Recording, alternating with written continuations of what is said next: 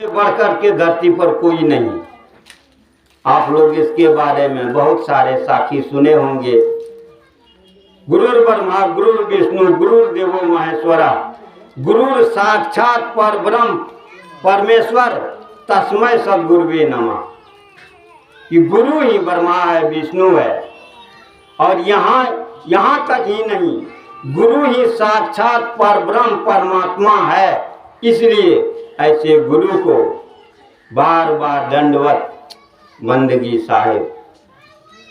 तो अब आइए, हमारे जितने भी अच्छे अच्छे इस धरती पर महापुरुष हुए, तमाम गुरु की शरण लिए हैं, गृह त्याग करके गुरु की खोज किए हैं, और जिस गुरु से पक्का ज्ञान उनको मिला है वहीं रुक करके साधना करके आत्म कल्याण किए हैं। इससे गुरु से बढ़कर धरती पर कोई नहीं, कुछ नहीं है।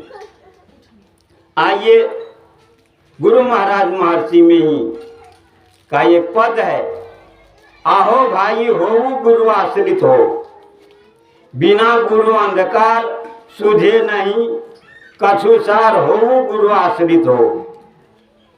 उसी में दिया है, देवी देव समस्त पूरन ब्रह्म परम प्रभु गुरु में करे निवास, कहते हैं संत सबो।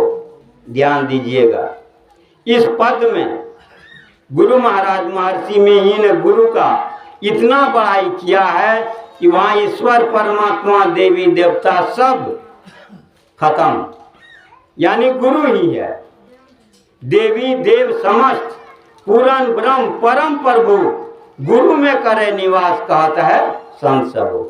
दुनिया के तमाम संत जिसको हम आप खोज रहे हैं, जहाँ माथा पटक रहे हैं, जिस मंदिर में जा रहे हैं, उस मंदिर में सबसे श्रेष्ठ, उससे बढ़ करके हमारा गुरु है, जो अध्यात्म ज्ञान हमें दे, आत्म कल्याण की बात बतावे और हमारा कल्याण उस मार्ग पर चल करके हो। इसी को अध्यात्म ज्ञान कहते हैं। और इस अध्यात्म ज्ञान को बताने वाले जो गुरु हैं वह सबसे बढ़कर के है। पूर्ण ब्रह्म परमात्मा को की जो हम लोग नाम लेते हैं, उससे बढ़ करके गुरु है।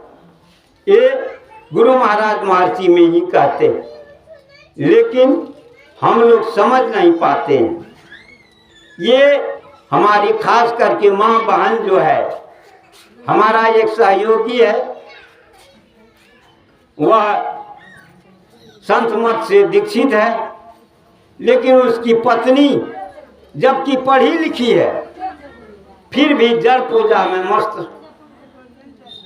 जब मैं उनके यहाँ पैर दिया तो उनका पति बताया कि बाबा ये जो है जड़ पूजा में बड़ा मशगूल है। मैं पूछा उनसे, तुम संत मत में दीक्षित हो क्या? बोली हाँ। सत्संग भी खूब करती हो? हाँ। तो ध्यान भी करती हो? हाँ। तो ये जड़ पूजा कहाँ से आ गया?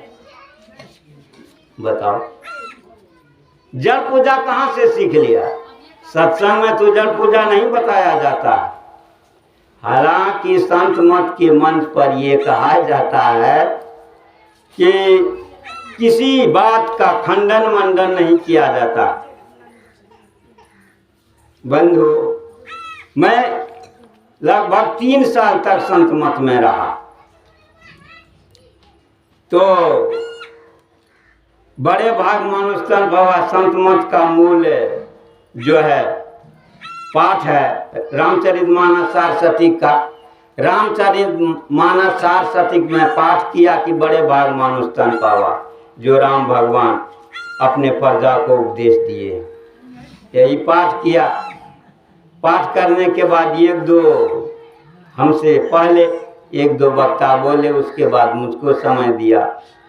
अब मैं जब उस समय संत मत में ही था, मैं जब बड़े भाग मानुष तन पावा, सुर दुर्लभ सब ग्रंथ ही गावा, और आगे है कि मनुष्य कितना महान है, इस पर जो बतलाया है राम भगवान रामायण के माध्यम से कि साधन धाम मोक्ष कर द्वारा, पाई न जे परलोक सवारा। मनुष्य तो बड़भागी है ही, जो देवता को यह शरीर दुर्लभ है वह मनुष्य पा लिया। और यहाँ तक नहीं, यह शरीर क्या है तब बतलाते हैं कि साधन धाम, जो साधना आप करना चाहिए उसका ये धाम है, घर है, ये मानव तन। साधन धाम मोक्ष कर द्वारा, मुक्ति कल्याण अगर चाहते हैं तो उसका ये द्वार है, ये मानव तन। इतना महान ये मानव तन हम लोग पा लिए हैं। अब फिर इस मानव तन को पा करके देवता के पीछे, पितर के पीछे, भगवान के पीछे, ईश्वर के पीछे, परमात्मा के पीछे मंदिर में जा करके बाह्य पूजा करके हम लोग जो माथा पटकते हैं, तो इसका मतलब है कुछ नहीं समझे, इसका मतलब है कुछ नहीं समझे। मेरा हृदय सब दिन से कबीर सिद्धांत का है। जब मैं इस मार्ग में आया शुरू में, मैं अपना डायरी जब उल्टा करके देखा तो उसमें ज़्यादा कबीर साहब की वाणी था, और इसलिए मेरा हृदय कबीर सिद्धांत का प्रिय है। उस हिसाब से मैंने अपना प्रवचन शुरू किया।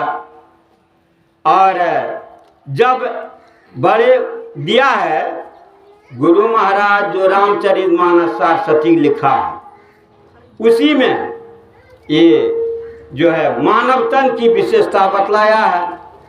तो मानव तन की विशेषता बतला करके एक तुलसी साहब का पद है, उस पद वह क्या है, नर्तन दुर्लभ देव को सबको ही कहत पुकार, सबको ही कहत पुकार, देव दे ही नहीं पावे। नर्तन दुर्लभ देवता है, देवता को दुर्मलना, यह शरीर दुर्लभ है, नहीं मिलता है, ललाहित है कि मुझे मानव शरीर मिले, मैं अपना कल्याण करूं। ये शरीर देवता को नहीं है, इसके लिए ललाहित है। नर्तन दुर्लभ देव को सबको ही कहत पुकार, एक नहीं दुनिया के तमाम लोग पुकार करके कहे कि यह शरीर देवता को नहीं मिलता है। नर्तन दुर्लभ देव को सबको ही कहत पुकार, सबको ही कहत पुकार, देव दे ही नहीं पावे। यह शरीर जो हम लोगों को मिला है यह देवता को नहीं मिलता है। ऐसे मुंह रख लो, स्वर्ग की आस लगावे, पुण्य छीन हो। स्वर्ग में होता क्या है, पुण्य छीन हो, स्वर्ग से नरक में आवे। कहने का मतलब हम आप तमाम लोग जितना सत्कर्म करते हैं उसके अनुसार स्वर्ग मान लीजिए, और वह पुण्य छीन हुआ तो फिर नरके में ढकेला जाता है। इसलिए कहते हैं कि पुण्य छीन हो, स्वर्ग से नरक में आवे। ऐसे मूर्ख लोग स्वर्ग की आस लगावे। इतना मूर्ख आदमी है कि स्वर्ग की आस लगाता है। तुलसी साहब का ये पद है, कहते हैं तुलसी